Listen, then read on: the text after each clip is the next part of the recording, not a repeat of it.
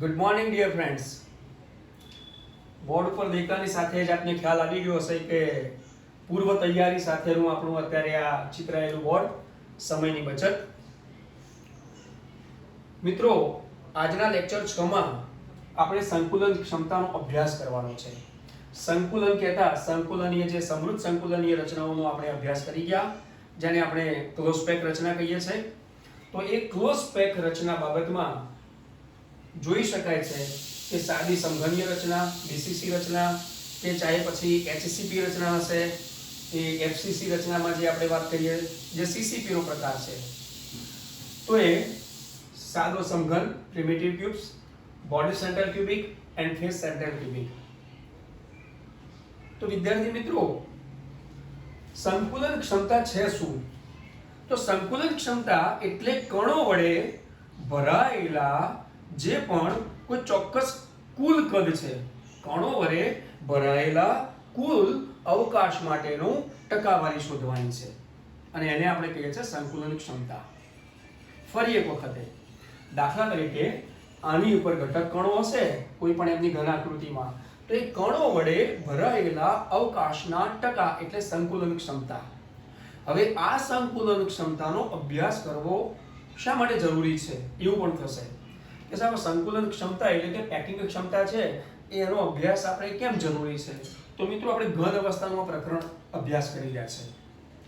ઘન અવસ્થાના આ પદાર્થમાં પહેલા જ તાસમાં યાદ કરશો આપ કે પહેલા જ તાસમાં મેં વાત કરી હતી કે પેપર પ્રિન્ટ બતાવીને આખા જ પ્રકરણના અભ્યાસમાં લખ્યું હતું કે ઘનના અભ્યાસ માટે બંધારણીય દ્રષ્ટિએ તેનું વર્ગીકરણ કર્યું હતું. આપણે તેમના વિદ્યુત વાહકતાના ગુણધર્મને આધારે વર્ગીકરણ કર્યું હતું, અને એ જ પ્રમાણે ચુંબકીય ગુણધર્મને આધારે પણ વર્ગીકરણ કર્યું હતું. આનો મતલબ એ થાય છે કે બંધારણની દ્રષ્ટિએ વર્ગીકરણ કર્યા પછી તેનો અભ્યાસ થાય, એ અભ્યાસ ઊંડાણભર્યો કર્યા પછી, આ રીતે ઊંડાણભર્યો અભ્યાસ કર્યા પછી તેમાં આપણે શું ગુણધર્મોમાં બદલાવ લાવી શકીશું. જો તે લોકો વાહક છે, અર્ધવાહક બનાવવા છે, અર્ધવાહક છે એને વાહક બનાવવાના છે, અવાહક છે એને અર્ધવાહક કે વાહક બનાવવાના છે, એવી રીતે ચુંબકીય ગુણધર્મોમાં પણ ફેરફાર લાવવો હશે તો ચોક્કસ એમાં કંઈક ઉમેરણ કરવું પડશે. હવે એ ઉમેરવાની જ્યારે વાત આવે તો આપણને ખબર હોવી જોઈએ કે આપણા ઘનમાં કેટલી જગ્યા ખાલી છે, કેવા કણોથી, અથવા તો એ કણો એના ઘનમાં કયા સ્થાન પર રહેલા છે. એક બહુ સરસ નાનું ઉદાહરણ આપી દઉં આના માટે. મિત્રો, 2 દિવસની ટૂર માટે આપણે એક નાનકડી બેગમાં 2 દિવસ પૂરતા જરૂરી કપડાં અને રોજિંદી જે જરૂરી વસ્તુઓ લઈને આપણે તેમાં પેકિંગ કરીને જવાનું છે. સમજી લો બેગ ભરાઈ ગઈ છે, પણ એ જ બેગમાં તમારો પ્રવાસ જો 4 દિવસ સુધી લંબાવવાનો હોય તો સ્વાભાવિક છે કે તમારે 4 દિવસની જીવન જરૂરી કપડાની કે અન્ય કોઈ પણ વસ્તુની જરૂરિયાત હોય તે પ્રમાણે તેમાં એટલી જ બેગમાં સમાવવાના હશે, તો એ સમાવવા માટે તમારે ઓછામાં ઓછી જગ્યાનો ઉપયોગ તો કરવો પડશે ને. બાકી જે બેગ 2 દિવસ માટેની જરૂરી હતી, 2 દિવસ પૂરતા કપડાં અને બધું જે માતું હતું અને સમાવવું પડતું હતું, એની જગ્યાએ જ્યારે 4 દિવસની જરૂરી ચીજ વસ્તુ સમાવવા માટે કોમ્પેક્ટ કરવું પડશે, ઓછામાં ઓછી જગ્યાની પસંદગી કરવી પડશે. તો આપણને એ ખ્યાલ હોવો જોઈએ કે આપણો જે ઘન પદાર્થ છે, એટલે કે આપણું જે સમઘન છે, બોડી સેન્ટ્રલ છે કે ફેસ સેન્ટ્રલ છે, તો એવા એ ઘન પદાર્થો માટે સ્વાભાવિક રીતે આપણી પાસે કોઈ ચોક્કસ માહિતી હોવી જોઈએ કે આ ઘટક કણો ક્યાં ગોઠવાયા છે અથવા તો કેટલા ગોઠવાયા છે, એમાં એ કણોનો ભરાયેલો જે અવકાશ છે એની ટકાવારી શોધી તો કેટલું ભરાઈ ગયો છે, કેટલી જગ્યા ખાલી છે, તો એ ખાલી જગ્યા પ્રમાણે, એ અવકાશ પ્રમાણે આપણે કંઈક એમાં ઉમેરણ કરી શકીએ. મિત્રો, હું માનું છું કે સ્વાભાવિક રીતે તમારો કોન્સેપ્ટ પરફેક્ટ થઈ ગયો હશે. તો ચાલો આવો આગળ આપણે અભ્યાસ કરીશું. સંકુલન ક્ષમતા એટલે કે પેકિંગ ક્ષમતા. સૌથી પહેલું આપણે સમયની બચત માટે એક ઘન દોરી રાખ્યો છે. આ ઘન માટે આપણે એવું વિચારીશું કે ઘનના ખૂણા ઉપર આપણે ઘટક કણો જે ગોઠવાયેલા છે તે એકબીજાના સંપર્કમાં છે. આ રીતે એકબીજાના સંપર્કમાં રહે તેવી રીતે આપણે ગોઠવવા છે. આ સંપર્કમાં છે, એ જ પ્રમાણે અહીંયા પણ આમ સંપર્કમાં છે. તો આ બધા જ ઘટક કણો એકબીજાના સંપર્કમાં જો હોય તો સ્વાભાવિક આ બંને પણ સંપર્કમાં છે. અહીંયા આકૃતિ જો વધારે મોટી દોરવામાં આવે તો બધા સંપર્કમાં હશે. આપણે આ તમામે તમામમાં સાદામાં સાદો સમઘન છે તો એમની A, B અને C એમ ધારી લેતા A અથવા તો હાઈટ માટે જો B લઈએ તો એ પણ સમઘન માટે સરખી હશે અને A, B અને C કરતા અથવા તો એમાં પાછળની સાઈડે જો લેતા આ A ત્રણે સમાન થશે. એટલે સ્વાભાવિક છે કે A સમાનતાની સાથે આ તમામ પરમાણુ કે જે ગોળાઓ છે કે જે કણ કીધા છે એ બધા એકબીજાના સંપર્કમાં છે. મિત્રો મેં શબ્દ વાપર્યો ગોળા. અણુ, પરમાણુ, કણ કે આયનને આપણે ગોળા તરીકે કલ્પના કરીએ છીએ અને જ્યારે પણ એ ગોળાની વાત કરીએ તો એ ગોળા એકબીજાના સંપર્કમાં છે. તો સ્વાભાવિક આપણે કોઈ પણ એક ધારીની વાત કરીએ તો તમે જોઈ શકો છો કે રેડ કલરથી અત્યારે જે ગોળા બતાવેલા છે એ બે ગોળા એકબીજાના સંપર્કમાં છે. અહીંયા આના માટે જો લખવામાં આવે તો એવા એક ગોળાનું ઘનફળ, ધેટ મીન્સ કે તે કેટલું કદ રોકે છે તો આપણી પાસે બીજગણિતથી અંકગણિતથી માંડી ત્રિકોણમિતિ સુધીમાં જવાબો છે કે 4/3 પાઈ r3. એક ગોળાનું ઘનફળ જે છે એ 4/3 પાઈ r3 છે. હવે વિચારો કે આવા ગોળા એકબીજાના સંપર્કમાં હોય તો સ્વાભાવિક છે કે આ ગોળા બંને એકબીજાના સંપર્કમાં છે. એટલે જો તેના કેન્દ્રથી માંડી અને આ ત્રિજ્યા, આના પણ કેન્દ્રથી માંડી આની ત્રિજ્યા, એટલે કે એક વખતે r અને બીજી વખતે r, આનો મતલબ થયો 2r. એવી રીતે અહીંયા પણ 2r, એવી રીતે જે ત્રીજી ધારી છે ત્યાં પણ 2r. આનો મતલબ એ થયો કે આપણી પાસે અત્યારે a ક્યુબ છે અને એનો મતલબ એ થયો કે આપણી પાસે અત્યારે 2r ક્યુબ થઈ જશે. આ 2r ક્યુબ થવાનો મતલબ શું થયો? 8r cube. હવે આપણી પાસે બે જવાબો આવી ગયા છે. એક સાદો ઘન છે તો એમાં ક્ષમતા જો નક્કી કરવી હશે તો એ ક્ષમતા માટે ચોક્કસ આપણી પાસે આવું સંકુલનીય ક્ષમતાનું સૂત્ર છે કે સંકુલન ક્ષમતા એટલે આ સાદા ઘનમાં કોઈ એક પરમાણુ અથવા તો ગોળો કે કણ, એક પરમાણુનું કદ ભાગ્યા આ સમઘનમાં જે પણ એક પરમાણુનું કદ છે એવી રીતે તેની સાથે સંપર્કમાં રહેલા એકમ કોષમાંના પ્રત્યેક એકમ કોષમાંના પરમાણુઓનું કદ ગુણ્યા ટકાવારી કાઢવી છે તો આપણે 100 માં કાઢવી પડશે. આવી સંકુલન ક્ષમતા માટે એક પરમાણુનું કદ ભાગ્યા એકમ કોષમાંના પરમાણુનું કદ. હવે એક પરમાણુનું કદ એટલે આપણી પાસે 4/3 આવી ગયેલા છે. તો મિત્રો જોઈ શકો છો કે આ 4/3 ને આપણે મૂકી દઈશું, થોડું ઉપર જઈએ. અહીંયા આ 4/3 પાઈ r3 ભાગ્યા આપણે 8r3 લઈશું અને ગુણ્યા 100% કરીશું તો સ્વાભાવિક છે કે આની તમે ગણતરી કરો તો ગણતરી કરતાની સાથે ખ્યાલ આવશે કે એક પરમાણુનું કદ ભાગ્યા તે સમઘન જે છે એમાંના કોઈ એકમ કોષનું કદ આપણે જો લખીશું તો એવા એકમ કોષમાંના પરમાણુનું કદ એટલે કે એકમ કોષનું કદ લઈશું તો સ્વાભાવિક 4/3 પાઈ r3 upon 8r3 અને આનો જે પણ જવાબ ટકાવારીમાં થશે તે આપણી પાસે થશે pi/6 multiply 100 અને એનો ચોક્કસ જે જવાબ આવશે એ આપણી પાસે 52.36% આવશે. આનો પરફેક્ટ જે જવાબ છે તે 52.36%. તો વિદ્યાર્થી મિત્રો આપણે એટલું નક્કી કરી શક્યા કે સાદી સમઘનીય રચનામાં પેકિંગ ક્ષમતા એક ચોક્કસ સાદો જે સમઘન છે એના માટે આપણે કહી શકીએ કે 52.36%ની એમાં જે કુલ કણો છે અને ભરાયેલું જે અવકાશ છે એની ટકાવારી 52.36%, ધેટ મીન્સ 52.4% થાય છે.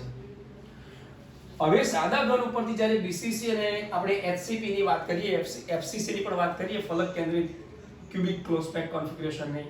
તો તમને જે સ્ટડી મટીરિયલ પૂરું પાડવાનું છે આપણે તેમાંથી જ અભ્યાસ કરીશું. અને મિત્રો એ સ્ટડી મટીરિયલ તમારી પાસે હોય તો સ્ટડી મટીરિયલની કોપી સાથે સાથે આપણી પાઠ્યપુસ્તક અને આજના અભ્યાસની અત્યારે જે તમે આ ઓનલાઈન અભ્યાસ કરી રહ્યા છો તેની માહિતી એ ત્રણેયનો તમે ત્રિવેણી સંગમ કરશો તો સ્વાભાવિક છે કે તમારો કમ્પ્લીટ આ કોન્સેપ્ટ ક્લિયર થઈ જશે. તો આવો આપણે સ્ટડી મટીરિયલના પેપર પ્રિન્ટથી અભ્યાસ કરીશું. જો વિદ્યાર્થી મિત્રો આપણે હમણાં સાદા ઘનમાં જે કણો વડે ભરાયેલા કુલ અવકાશના ટકાવારીની અહીંયા ચર્ચા કરી ગયા. હવે એ જ વસ્તુ તમને આ જે સ્ટડી મટીરિયલ પૂરું પાડવાનું છે તો સ્વાભાવિક છે કે આ જ પેપર પ્રિન્ટમાંથી આપને વધુ સરાહનીય રહેશે. BCC જેને આપણે કહીશું body central cubic close pack configuration. મિત્રો આ એ અંતઃકેન્દ્રિત ઘન રચના છે જેમાં જોઈ શકાય છે કે ખૂણા પર બધા જ કણો ગોઠવાયેલા છે. એટલે કે સ્વાભાવિક આમાં ત્રિકોણની રચના કરવા માટે ત્રિકોણમિતિય જરૂર પડવાના કારણે ABCD EFG અને H આ પરમાણુઓને આપણે નામાંકિત કરેલા છે. BCC રચના હોય તેમાં વચ્ચેની બાજુમાં એટલે કે તેમાં અંતઃ કેન્દ્રિત હોય તેમાં એક મોટો ગોળો છે. હવે આ તમામ કણો જે છે કે જે કણો વડે ભરાયેલા કુલ અવકાશની ટકાવારી શોધવાની છે અને આ કણ જેને ગોળા તરીકે કલ્પના કરીએ છીએ માટે મેં અહીંયા ઉલ્લેખ કર્યો છે કે કણ કે જે ગોળો છે જેના માટેનું કદ એ તેનું ઘનફળ અને ગોળાનું ઘનફળ એટલે કે 4/3 πr³ 4/3 πr³ જે એ ગોળાનું કે પરમાણુનું પ્રત્યક્ષ એક પરમાણુનું કદ છે એમ આપણે માનવાનું છે. હવે આવી રચનામાં પેકિંગ ક્ષમતા શોધવા માટે ત્રિકોણમિતિય રીતે આપણે સૌથી પહેલા ત્રિકોણ EFD ની અહીંયા રચના કરીશું. ત્રિકોણ EFD તો સ્વાભાવિક કે ત્રિકોણ EFD માટે જે b² = a² + a² કેમ આવું થયું તો આપણા માટે અત્યારે b² = a² + a². That means કે આવી રીતે બે b છે તો a અને બીજો a એમ કરતા 2a² થશે. એટલે મિત્રો આ b² = 2a² આપણે ટૂંકમાં લખી શકાય. હવે આવી રીતે b² = 2a² છે તો એનો મતલબ એ થયો કે b = √2a ગાણિતિક રીતે લખી શકાય. સ્વાભાવિક છે. તો આવી રીતે b = √2a. તો આ લખવાથી આપણે અંતઃકેન્દ્રિત માટે આ EFD ત્રિકોણ માટે ખરેખર તો કઈ રીતે લીધું હશે એવું તમને થશે. તો સ્વાભાવિક કે ફરી એક વખતે આપણો ત્રિકોણ EFD છે જેમાં તેની ધારીઓ પ્રમાણે b = a + a આ રીતે જો લેવામાં આવે એની જગ્યાએ આપણે b² = a² + લીધેલો છે કારણ કે તે અંતઃકેન્દ્રિત છે. અને માટે આવા અંતઃકેન્દ્રિત માટે તેની ધારી b² = a² + a² = 2a² માં સાદું રૂપ આપતા માત્ર ને માત્ર b ની વેલ્યુ થશે √2a. એટલે આપણા માટે અત્યારે આ એક અસરકારક વેલ્યુ છે. આગળ જોઈએ. હવે અંતઃકેન્દ્રિત હોવાના કારણે જેમ એક સ્તર ઉપર ત્રિકોણ બનાવ્યો છે એવી રીતે અંતઃકેન્દ્રિત હોય તેમાં તેના વિકર્ણથી પણ આ એક ત્રિકોણ બનશે અને એ જે ત્રિકોણ રચિત થશે તે AFD હશે. એટલે કે ત્રિકોણ AF અને D. ત્રિકોણ AFD માં હવે તમે જોઈ શકો છો કે c² = a² + b². શા માટે? કારણ કે આપણી પાસે અત્યારે b અને a આ બંનેનો ઉપયોગ કરી નાખ્યો તો ધારીનો પણ c બાકી હતી. તો હવે c² = આ a² + b² થશે. તો a b અને c ત્રણેય ધારીનો સમાવેશ થઈ ગયો. તો આપણે ચોક્કસ લખી શકીશું કે c² = a² + b². પણ તમે જોઈ શકો છો કે b² = તો 2a² છે. જો આ b² ની વેલ્યુ મૂકવી હશે તો આપણે અહીંયા સ્વીકારેલી છે કે b² = અહીંયા 2a². તો c² નું સાદું રૂપ આપતાની સાથે એટલું ચોક્કસ થશે કે a² + 2a² એટલે કે 3a² થશે. આનો મતલબ આપણી પાસે એક આ બીજી વેલ્યુ આવી છે. જેમ કે b is equal two √2a હતી, એવી રીતે c² બરાબર 3a² છે. એટલે આપણે c ની વેલ્યુ નીકાળીશું. c is equal to √3a. આનો મતલબ એ પણ થયો કે c is equal two 4r. સ્વાભાવિક છે ને, c is equal two 4r. હવે c is equal two 4r કેવી રીતે થાય?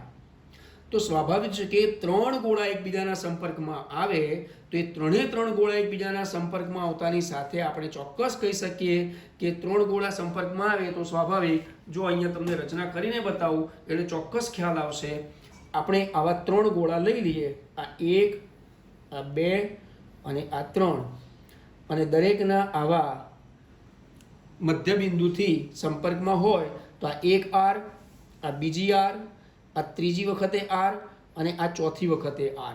એટલે જો આ c હોય તો સ્વાભાવિક છે કે 1, 2, 3 અને 4 એટલે 4r થશે. એટલે મિત્રો આવી રીતે આપણે આ 4r જે છે એ 4r c માટેની વેલ્યુ લેવાની રહેશે. હવે આ c ઇઝ ઇક્વલ ટુ જે 4r લખી શકીએ છે, તો આનો મતલબ એ થયો કે c is equal two 4r હોય તો 4r is equal to √3a. તો જુઓ અહીંયા આપણે બતાવ્યું છે. આ હવે ગાણિતિક રીતે જ આગળ વધવાનું છે. આપણી જે કેમેસ્ટ્રી હતી એ કેમેસ્ટ્રી બધી જ અહીંયા ઉપયોગમાં લઈ લીધી છે. હવે ગાણિતિક રીતે આગળ વધતા c is equal two 4r, એનો મતલબ કે 4r is equal to √3a.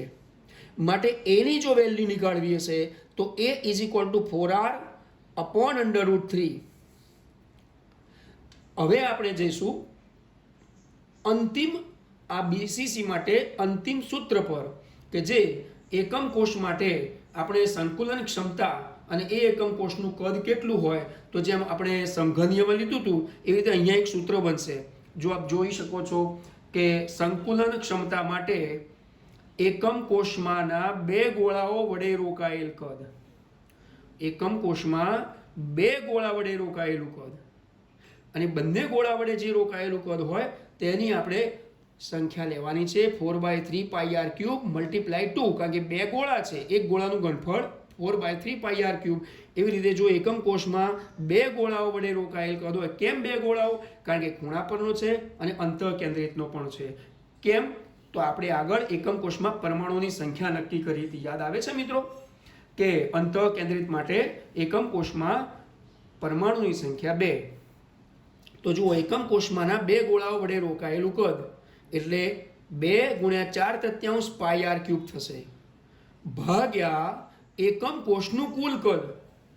જેમ કે આપણે સમઘનીયમાં પણ એકમ કોષનું જે પરમાણુઓનું કુલ કદ લીધું હતું એવી રીતે અહીંયા પણ એકમ કોષનું કુલ કદ. આ એકમ કોષના કુલ કદમાં શું આવશે? તો આપણે પહેલાં જે b² પછી c² એની પરથી જે c ની વેલ્યુ નીકાળી અને એ પછી જે આપણે a is equal two 4r upon √3 જે નીકાળી હતી ને એ જ વસ્તુ અહીંયા આવશે કે 4 અપોન √3 r અને એનો ક્યુબ થશે. તો સ્વાભાવિક છે કે આ 4r √3 અને એનો ક્યુબ શા માટે? કારણ કે આપણી પાસે a એટલે કે આપણી પાસે 3a² હતો, એની ઉપરથી એનો ઘન થયો છે એટલે એના માટે આપણે 4/√3r³ મલ્ટીપ્લાય 100 ટકાવારી કાઢવા માટે. જો આનું સાદું રૂપ આપવામાં આવે તો આનું સાદું રૂપ થશે 4 દુ 8 એટલે કે 8/3πr³. બરાબર સાંભળજો મિત્રો, આપ પાઠ્યપુસ્તકનો પણ ઉપયોગ કરી શકો છો કે આના પછી પણ હજુ એક સાદું રૂપ આપશો તો 8/3 એટલે કે 8/3πr³ અપોન 4/√3 છે. તો એનો પણ હજુ જવાબ આવો આપણે લઈ શકીશું કે 64, કારણ કે અહીંયા 3 છે ને એનો ઘન છે, 4 ચોક 16 અને 16 ચોક 64 એટલે 64 વળી પાછું કૌંસમાં 3/√3 આવી રીતે લઈ અને તેનો પાછો r³. તો આટલું સાદું રૂપ કરી પછી પાછા એના ટકાવારી કાઢશો તો એના કુલ ટકા થશે 68. જેમ સાદા સમઘનીયમાં 52.36 થયું હતું એવી રીતે અહીંયા BCCમાં હવે થશે આ 68%.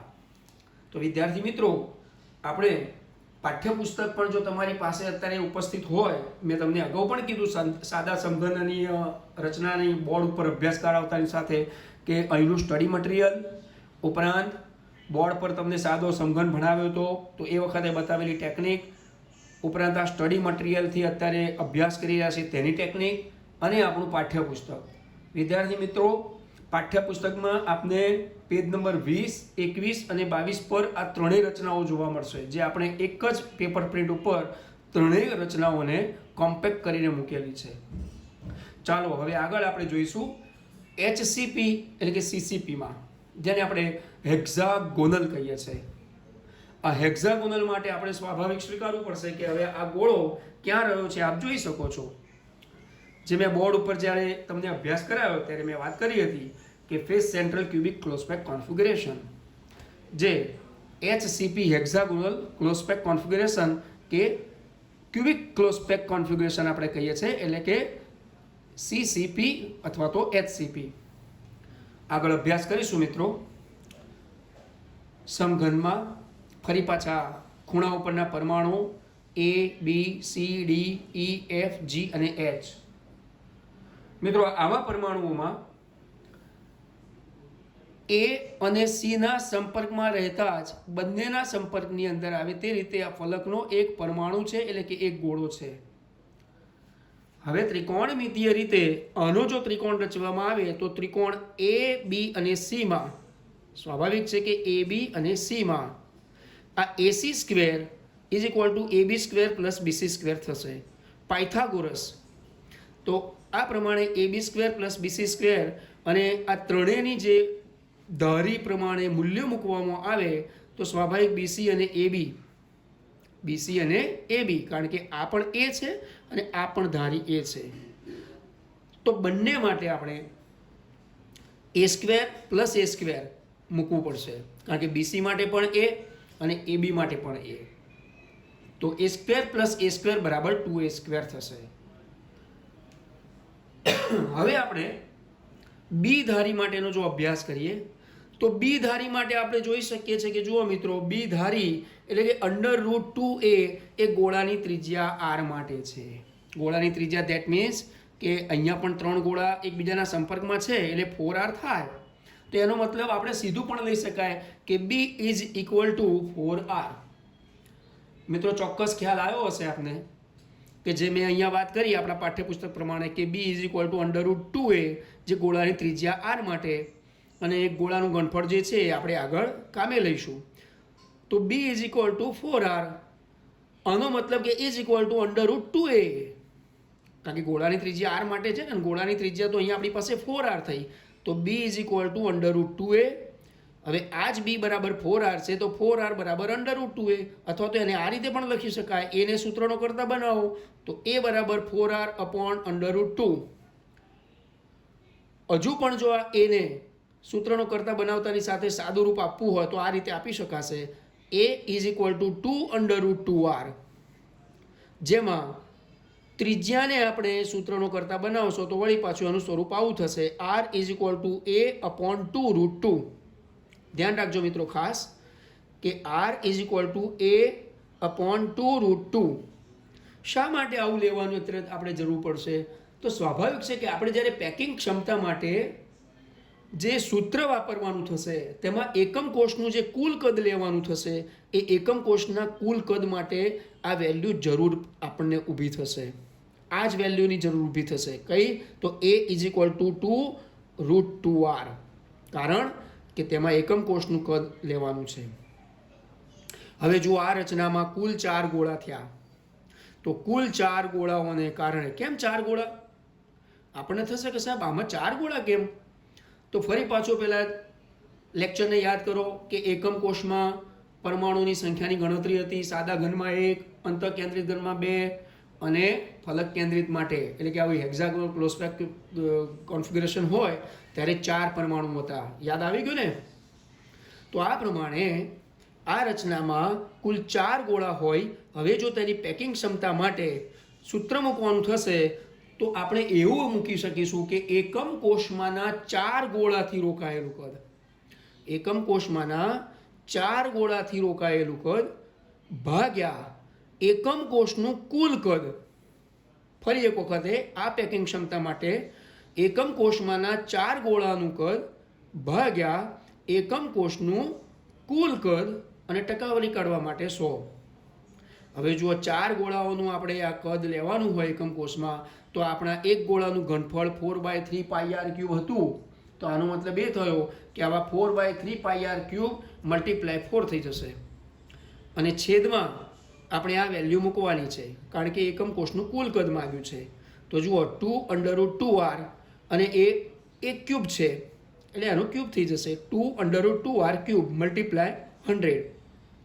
આનું સાદું રૂપ આપીશું તો આવું થશે 16/3 πr³ ભાગ્યા 2√2r³ મલ્ટીપ્લાય 100 ટકાવારી કાઢવા માટે. અને એનો સીધો સાદો જવાબ થશે 74%, 74%.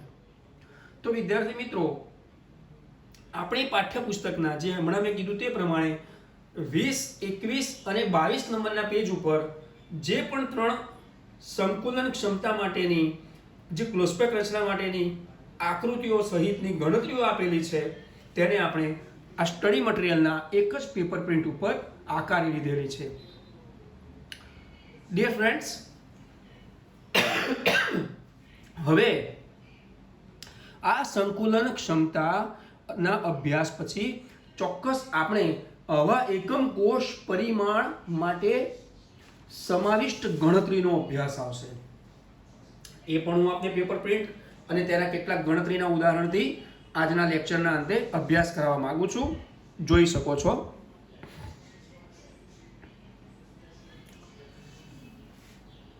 જે એકમ કોષ છે તેમના પરિમાણની સમાવિષ્ટ થતી ગણતરીઓનો અભ્યાસ કરવાનો છે. આપણા પાઠ્યપુસ્તકમાં આ મુદ્દો 1.8 થી બંધાયેલો છે. ત્યાં આના માટે ચોક્કસ કહી શકાય કે આપણો કોઈ પણ એવો ઘન સ્ફટિક હશે તો આ ઘન સ્ફટિક માટે એકમ કોષનું કદ એટલે 1 ક્યુબ. સ્વાભાવિક છે ને, હમણાં ભણી ગયા આપણે. તો એકમ કોષનું કદ એટલે 1 ક્યુબ. હવે આવા ઘન સ્ફટિક માટે જો ઘનતાની વાત કરીએ તો ઘનતા ડેન્સિટી, તો ડી એ ઘન પદાર્થની ઘનતા માનવાની છે, ઘનતા લેવાની છે. અને એમ એ એનું મોલર દળ. એટલે આપણી પાસે આવા પ્રાચલ 3 થયા. એકમ કોષનું કુલ કદ 1 ક્યુબ, ઘન પદાર્થની ઘનતા ડેન્સિટીને ડી, અને આવા ઘન પદાર્થ માટેનું મોલર દળ માસ એટલે કે એમ. હવે જો તેને એક નાની ફોર્મ્યુલાથી સ્વીકારવામાં આવે તો આવું કહી શકાય કે એકમ કોષનું દળ, અત્યાર સુધી આપણે કદની વાત કરતા હતા ને કે એકમ કોષનું કદ, પણ આ ઘનતા અને માસ આવે એટલે વળી પાછું દળની વાત આવે. તો એકમ કોષનું દળ ઇઝ ઇક્વલ ટુ એટલે કે બરાબરમાં એકમ કોષમાંના પરમાણુની સંખ્યા. આપણી પાસે જે પણ એકમ કોષમાંના પરમાણુની સંખ્યા હોય તે મૂકવાની છે. તો એકમ કોષના પરમાણુની સંખ્યા આપણે અગાઉ ભણી ગયા છે, ગુણ્યા દરેક પરમાણુનું દળ. હવે આ દરેક પરમાણુનું દળ ધેટ મીન્સ એ આપણે જાણતા હોવા જોઈએ અથવા તો આપણે શોધેલું છે. અને ટૂંકમાં પ્રાચલની રીતે જો લખવું હોય તો એકમ કોષમાંના પરમાણુની સંખ્યાને ઝેડ કહી શકીશું, અને દરેક પરમાણુના દળને આપણે સ્મોલ એમ કહીશું, કારણ કે અહીંયા એમ એ આખા ઘન માટેના, એ ઘન સ્ફટિક માટેનું મોલર દળ છે, જ્યારે અહીંયા દરેક પરમાણુનું દળ લેવાનું છે. તો આપણી પાસે 1, 2, 3, 4 અને 5 આવા 5 પ્રાચલ ઉપસ્થિત થયા છે, એકત્રિત થયા છે. આ 5 પ્રાચલથી એક એવી કોમન ફોર્મ્યુલા બનશે મિત્રો કે જેના કારણે એકમ કોષ પરિમાણ સમાવિષ્ટ ગણતરીઓ સરળ બનશે. અને કોઈ પણ પ્રકારના એવા લેટિસ રચાતા હશે અને તેની ઉપર જે અભ્યાસ થયો હશે તો એ અભ્યાસ માટે જો તમને કોઈ ઘનતા આપેલી હોય તો તેમની કોઈ ધાર અને તેના અંતર, અથવા તો ધારના અંતર આપેલા હોય તો તેમની ઘનતા વગેરે નક્કી થઈ શકે છે. ચાલો આપણા અભ્યાસને આગળ વધારીએ. 5 પ્રાચલની વાત કરી, 1, 2, 3, 4 અને 5. એ ક્યુબ જે એકમ કોષનું કદ છે, ડી જે ઘન પદાર્થ માટેની સ્ફટિકની ઘનતા છે, એમ જે ઘન પદાર્થના સ્ફટિક માટેનું મોલર દળ છે. હવે એકમ કોષના દળની વાત કરીએ તો એમાં ઝેડ એ એકમ કોષમાંના પરમાણુની સંખ્યા છે, અને એમાં સંકળાયેલા દરેક પરમાણુના દળને આપણે સ્મોલ એમ કહીશું. તો એકમ કોષમાં રહેલા પરમાણુનું દળ એમ દળ શોધવા માટે આપણે શું કરી શકીએ? તો આપણે એના માટે આ જે મોલર દળ છે ડિવાઇડેડ બાય Na, જે પણ એટમ્સ છે એના નંબર્સ. હવે આખા એકમ કોષની ઘનતા ડી ડેન્સિટી માટે, તો એકમ કોષની ઘનતા માટે એકમ કોષનું દળ લેવાનું છે, જે આ અહીંયા આપણે લીધું ને હમણાં એકમ કોષનું દળ, જેને આપણે ઝેડ મલ્ટીપ્લાય એમ કીધું. તો જુઓ Z multiply M divided by એકમ કોષનું કદ, જે એકમ કોષનું કદ આપણે જાણીએ છીએ એ ક્યુબ. તો આપણી પાસે આટલા પ્રાચલો એક ઘનતા ઝેડ એમ અને એ ક્યુબ આટલા આવી ગયા છે. કેપિટલ એમ જે સ્ફટિકનો મોલર દળ હતો એનો આપણે અહીંયા ઉપયોગ કરેલો છે. હજુ પણ આગળ એ કેવો આકાર લેશે આ સૂત્ર એ જોઈએ. તો જુઓ એકમ કોષની ઘનતા શોધવી હોય તો આ રીતે મૂકી દેવાનું, Z multiply small m upon a cube. હવે જ્યારે આપણે આ એકમ કોષની ઘનતાને આપણા એમ તરીકે, જેમ કે અહીંયા એમ છે ને, તો આ એમની વેલ્યુ મૂકવાની છે. જુઓ આ સ્મોલ એમ છે કે જે દરેક પરમાણુનું દળ છે, તો એની વેલ્યુ મૂકી દો. તો એની વેલ્યુ આપણી આ કેપિટલ એમ અપોન Na. તો જુઓ અહીંયા આપણે આ કિંમત મૂકી દીધી કેપિટલ એમ અપોન Na. તો આપણા સૂત્રનું સ્વરૂપ હમણાં મેં કીધું ને કે થોડુંક બદલાશે, આકાર નવો લેશે. જુઓ તો એકમ કોષની ઘનતા માટે હવે ઝેડ ગુણ્યા capital M divided by A cube અને Na, અથવા આવું પણ લખી શકાય, કારણ કે અહીંયા આપણે ઘનતા શોધવાની હતી ને, એટલે આ બધી વસ્તુ એની એ છે, માત્ર ઘનતા શબ્દોમાં લખ્યું હતું એ ડેન્સિટીનો ડી બતાવેલો છે. તો સ્વાભાવિક આમાં જુઓ તમે 1, 2, 3, 4 અને 5 પાંચે પ્રાચલનો ઉપયોગ થઈ ગયો છે. એટલા માટે તો મેં નોંધ લખી છે અહીંયા. જુઓ D, Z, capital M, small a અને Na માંથી કોઈ પણ 4 જ્ઞાત હોય તો પાંચમા પ્રાચલનું વેલ્યુ આપણે નક્કી કરી શકીએ છીએ.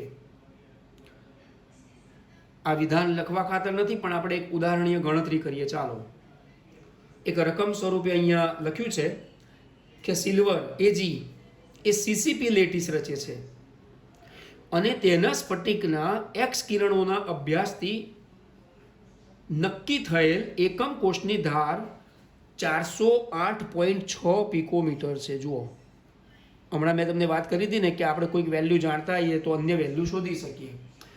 તો સિલ્વરના સીસીપી લેટીસનો જે સ્ફટિક આપેલો છે અને એ સ્ફટિકનો એક્સ કિરણોનો અભ્યાસ કર્યો, તો એક્સ કિરણોના અભ્યાસથી નક્કી થયું કે તેમના એકમ કોષની ધાર આટલી છે. તો આવી ધારીના અંતર પરથી આપણે સિલ્વરની ઘનતા શોધવાની છે, ઘનતા શોધવાની છે. બરાબર? તો ચાલો આપણે શોધી નાખીશું. ચલો સીસીપી માટે વેલ્યુ કેટલી આવશે? હમણાં કીધું હતું ને એફસીસી માટે, જેમ કે એકમ કોષના પરમાણુની સંખ્યા Z બરાબર 4. તો જોઈ લો, આપણે લીધું છે Z બરાબર 4. ત્યારબાદ Agનું મોલર દળ લેવાનું છે પરમાણુની રીતે.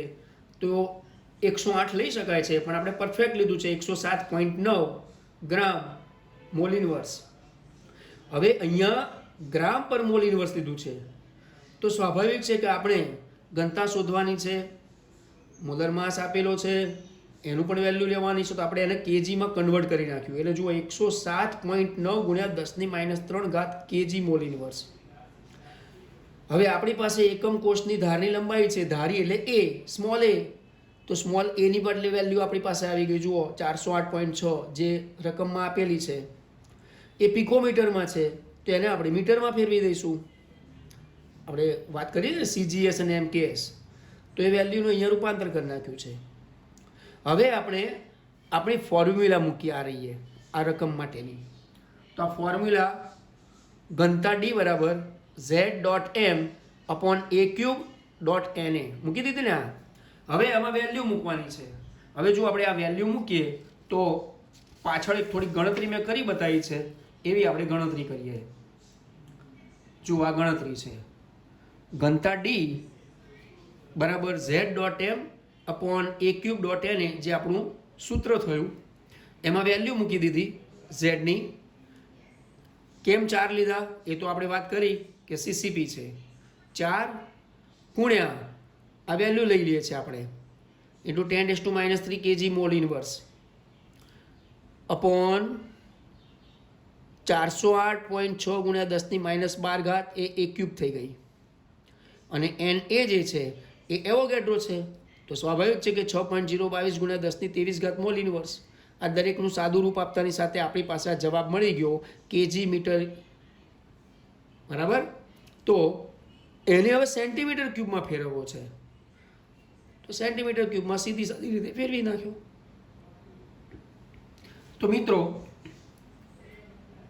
આ રીતે આપણે કોઈ સંકુલનીય ક્ષમતા અને એ જાણ્યા પછી તેની પેકિંગ ક્ષમતા પરથી કેટલી જગ્યા ખાલી રહેશે ઉપરાંત તો વિદ્યાર્થી મિત્રો બોર્ડ પર જેની શરૂઆત કરી હતી આજના મુદ્દાની સંકુલન ક્ષમતા જે સાદા ઘન માટે બોર્ડ પરથી સીધું લઈ અને સમયની બચત માટે તમને જે સ્ટડી મટીરિયલ આપવાનું છે એ ચોપડીના 3 પાનાનું કોમ્પેક્ટ કરી આપણે એક પાનામાં આ રીતે બનાવેલું છે જેમાં સાદા સમઘનીય માટે 52.36%, બીસીસી માટે 68% અને એચસીબી માટે 74% જે અવકાશના ટકા છે, જે પેકિંગ ક્ષમતા છે એનો આપણે અભ્યાસ કર્યો. ઉપરાંત આ અભ્યાસનો ઉપયોગ શું છે તો એ પણ મેં તમને આ બીજી પેપર પ્રિન્ટથી બતાવ્યું છે કે એકમ કોષ પરમાણુની સમાવેશ ગણતરી જે આ તમને પીડીએફ સ્વરૂપે આપવા માંગીએ છે અને રોજિંદી આપ તમે એકત્રિત પણ કરતા હશો. આ સ્ટડી મટીરિયલ ભેગું કરી તમે લખો ફૂલસ્કેપ ચોપડામાં કે પછી તેની પ્રિન્ટ કઢાવીને તેને એકત્રિત કરો. ઉપરાંત આ દરેક લેક્ચરના અંતે તમને પીડીએફ સ્વરૂપે સ્વાધ્યાય કાર્ય પણ મળતું હોય છે કે જે લેક્ચર, જે અભ્યાસ એવી જ તેની પ્રશ્નોત્તરી જેમાં સ્પર્ધાત્મક પરીક્ષાના પણ કેટલા એમસીક્યુ અને 2, 3, 4 માર્ક માટે બોર્ડની પરીક્ષાની તૈયારી માટેના પણ પ્રશ્નો મૂકવાનો એક અમારો નમ્ર પ્રયાસ છે. એટલે આશા રાખતો હોઉં છું હું કે તમામ લેક્ચરના અંતે આજે કે કાલે એકાદ 2 દિવસમાં પણ આપણું સ્વાધ્યાય કાર્ય અપ ટુ ડેટ તૈયાર રાખવાનું છે અને આવા સ્વાધ્યાય કાર્યનો આપણે આવા લોકડાઉનના પીરિયડમાં કે સ્ટે હોમ સ્ટે સેફ પરંતુ વોટ્સએપથી કે કોઈ પણ રીતે આવા ડિજિટલથી કે પછી ઓફલાઈન થઈશું એ વખતે પણ ચોક્કસ રીતે આ હોમવર્ક તપાસવામાં આવશે. નમસ્કાર.